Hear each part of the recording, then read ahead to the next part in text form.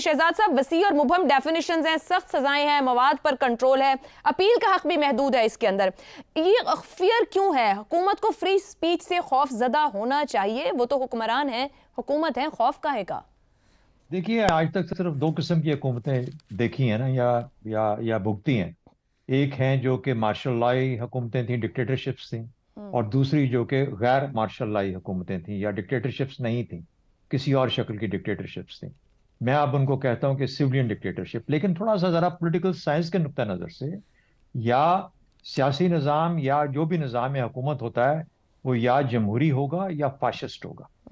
जमहूरी निज़ाम के अंदर चेक्स एंड बैलेंसेस होते हैं। चेक्स एंड बैलेंसेस कहाँ से आते हैं? आपको पार्लियामेंट से मिल जाते हैं, कमेटियों की शक्ल के अंदर। पार्लियामेंट का बुनियादी काम होता है हुकूमत के ऊपर नजर रखना, लेकिन यहाँ पे तो पार्लियामेंट साथ मिली हुई है हुकूमत के। सबसे पहला फेलियर यहाँ पे आ गया। दूसरा, मीडिया वॉचडॉग होता है किसी हुकूमत के ऊपर। मीडिया को ये कदगने लगा के कंट्रोल कर लिया। आप सियासी तंजीमों, सहाफती तंजीमों की बात कर रही हैं, मुझे नहीं पता कौन सी सहाफती तंजीमें कर रही हैं बाहर। उसमें मुझे नहीं पता ये जो मालिकान हैं ये भी शामिल हैं या नहीं है, क्योंकि मालिकान शामिल नहीं है तो फिर उनके अकेले होने का, वहां पे खड़े होने का कोई फायदा नहीं। क्योंकि मालिकान जब तक उस सारी प्रोसेस के अंदर खड़े होकर बात नहीं करेंगे, और अगर उनको बुला के वहां पे वज़ीर आज़म साहब गुफ्तगू करते हैं और उनको कायल कर लेते हैं कि जो हम कर रहे हैं बहुत अच्छा कर रहे हैं, तो फिर तो सहाफती तंजीमें बोलती रहेंगी और कुछ फायदा नहीं होगा। तीसरी चीज, जुडिशरी। उसका हाल भी आपने देख लिया कि जहां पे आपको तस्फिया चाहिए था अवाम और हुकूमत के बीच में, वहां पे आप जुडिशरी के पास जाते थे, आपने उसको तोड़ के रख दिया। तो फाशिज्म जो है, जो उसकी जिद है किसी जमहूरी निज़ाम की, वो क्या चीज है? सिविलियन डिक्टेटरशिप ना बोलें, आप फाशिज्म कह लें। फाशिज्म उसमें ये कहती है कि मैं जो कहूं वो कानून, यानी मैं कहूं वो कानून है। अवाम का मफाद या अवाम के इंटरेस्ट उसके अंदर शामिल नहीं होते। मेरे इंटरेस्ट और मेरा कहा कानून होगा। आज आजम नजीर तारड़ साहब, उनका कहा कानून है, हुकूमत का कहा कानून है। आप अंदाजा लगाइए कि बिलावल भुट्टो कहते हैं कि 18वीं और 26वीं तरमीम को कोई हाथ नहीं लगा सकता। कोई हाथ लगा के दिखाए। वो ये वाली बात है कि हम टांगे तोड़ देंगे। क्यों टांगे तोड़ देंगे? 18वीं 26वीं तरमीम आपकी मलकियत है, ये पाकिस्तान की अवाम की मलकियत है, ये पाकिस्तान के आइन का हिस्सा है, और आइन पाकिस्तानी अवाम का है। तो जहां पर इस किस्म की सोच हो कि ये हमारा है, यानी ये वो लोग हैं जिनको हम कहते हैं कि हमारे नुमाइंदे हैं, और ये कह रहे हैं ये हमारा है, वो लेके इसको आगे आ रहे हैं। ये हमारे नुमाइंदे नहीं है, ये फैशिस्ट सोच है जो कि सामने नजर आ रही है। उस फैशिस्ट सोच का एक अंजाम या एक तरीका आप आज इन इन इन कवानीन के अंदर देख रहे हैं। तो आजम नजीर तारड़ साहब का ताल्लुक था आसमा जहांगीर बीबी के साथ, बहुत करीबी ताल्लुक था। और आसमा जहांगीर बीबी ने हमेशा एक जमहूरियत और एक लोगों के हकूक की बात की और उसकी जंग लड़ी। और मुझे यकीन है कि आजम नजीर तारड़ भी ऐसे ही अच्छे इंसान है जिस तरह आसमा बीबी थी। लेकिन इससे आगे जाके क्या होगा, कौन सी हुकूमत अगली आएगी, और मुझे नहीं पता अगले 5 साल में इनको किस हद तक कायल कर लिया जाएगा कि और क्या क्या कवानीन लेके आने हैं, किस तरीके से लोगों का गला घोंटना है, किस तरीके से आवाज बंद करनी है, किस तरीके से यहाँ पे लोगों की इजहार राय की जो आजादी है उसको हमने उस पर कदगन लगानी है, खत्म करो।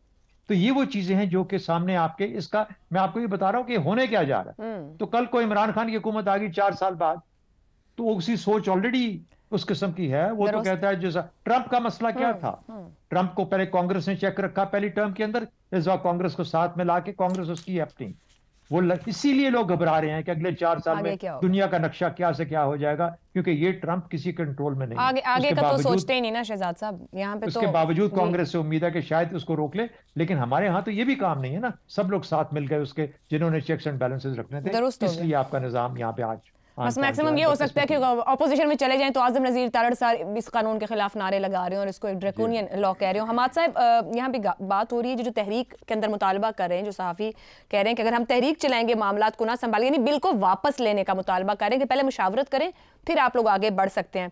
अभी शहजाद साहब ने भी ऊपर मेंशन किया मीडिया और कॉर्पोरेट सेक्टर का भी एक ताल्लुक है। सरमाए के बिना तो सहाफत अब नजर आ रही है कि उसके ताबे, पूरी दुनिया में ये हालात हैं। तो सरमाए का जबर सहाफ़ियों को कितनी दूर तक ले जाएगा, कितनी जद्दोजहद कर पाएंगे, या गुंजाइश होगी कि वो बिल की वापसी के मुतालबे पे खड़े होंगे? आगाज तो किया उन्होंने, हम देखते हैं कि वो कहाँ तक जा पाएंगे। अभी फ़िलहाल तो ये लग रहा है कि वो सारे प्लेटफॉर्म्स जो हैं वो इकट्ठे हो गए हैं, और वो जो जॉइंट एक्शन कमेटी है उसके थ्रू वो अपना पॉइंट ऑफ व्यू आगे पेश कर रहे हैं। Let's see how it fares. इसकी तारीख़ है हमारे मुल्क में प्रेस इन चेन्स जो ज़मीर न्याज़ी साहब की किताब है, यानी प्रेस पब्लिकेशन ऑर्डिनेंस से हम शुरू हुए और उसके बाद ये मामला चलता ही चला गया, हत्ता कि हम ये पैका की मेरा ख्याल है तीसरी ये फॉर्म है अब, हाँ जिस तक हम तीसरी किस्त तक पहुंच गए हैं और एक से एक बढ़कर नमूना आ रहा है।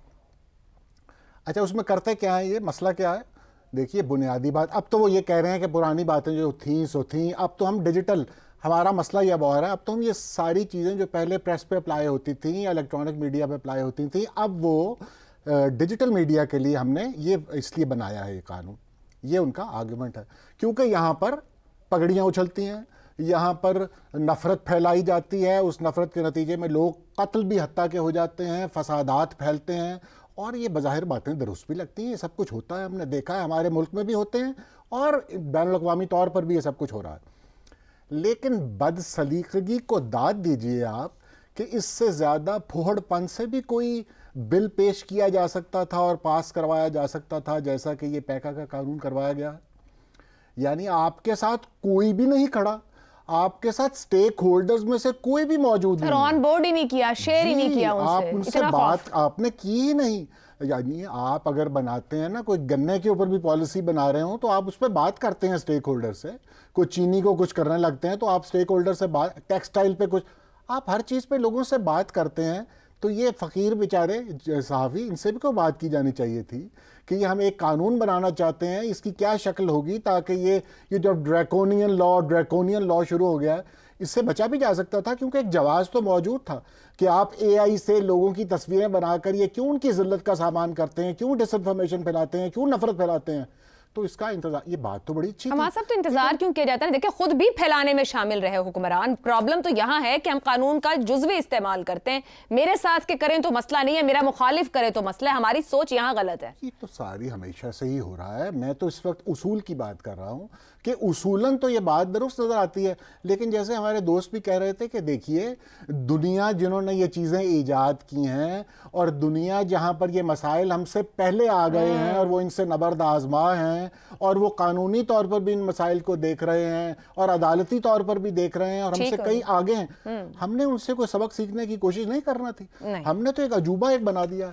यानी हम अभी तक उसी मामले में देखें आप, यानी मैं आपको तफसीलात में नहीं जाता, लेकिन आपके मुल्क में हर वक्त पाबंदी लगी होती है, किसी एक सियासतदान का नाम नहीं लिया जा सकता टीवी के ऊपर, क्योंकि हर सियासतदान किसी एक सियासतदान की पाबंदी को सपोर्ट करता है। हमें ब्रेक लेनी है, हम आते हैं सियासतदानों पर ब्रेक के अगले हैं, क्योंकि अगर सियासतदानों में बर्दाश्त कम होगी तो वो एक दूसरे की परेशानी पे ही खुश रहेंगे। ब्रेक लेते हैं, ब्रेक के बाद गुफ्तगू आगे बढ़ाएंगे।